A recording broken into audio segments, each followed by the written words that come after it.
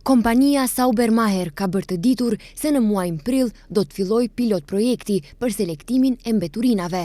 Ky pilot projekt do të përfshijë rrugën 29 Nëntori dhe spitalin klinik në Tetov.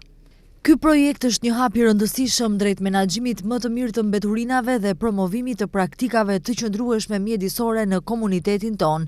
Qëllimi është të fillohet me selektimin e mbeturinave, ku rrjedha të ndryshme të mbeturinave do të ndahen nga mbeturinat e tjera, duke mundësuar kështu riciklimin e tyre të mëtejshëm dhe reduktimin e ndikimit negativ në mjedis, thon nga Saubermacher.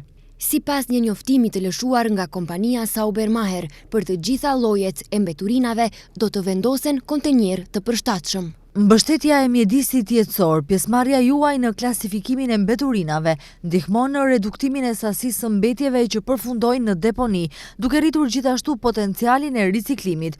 Procesi është i lehtë se për cilat lloje të mbeturinave do të vendosen kontejner të përshtatshëm, ku qytetarët dhe institucionet do të mund të ndajnë dhe asgjësojnë lehtësisht këto materiale, sqarojnë nga kompania. Nga kjo kompani njoftuan se planifikohet të zgjerohet selektimi i mbeturinave edhe në lokacione të tjera. Pas realizimit të suksesshëm të pilot projektit në këto lokacione, kompania planifikon të zgjerojë selektimin e mbeturinave edhe në lokacione të tjera në të gjithë territorin e komunës së Tetovës. Qëllimi ynë është të prezantojmë një sistem selektimi të mbeturinave që do të bashkojë të gjithë për menaxhim më të shpejtë dhe më efikas të mbeturinave dhe përmirësim të cilësisë së mjedisit, thuhet në njoftimin e lëshuar nga kompania Saubermacher.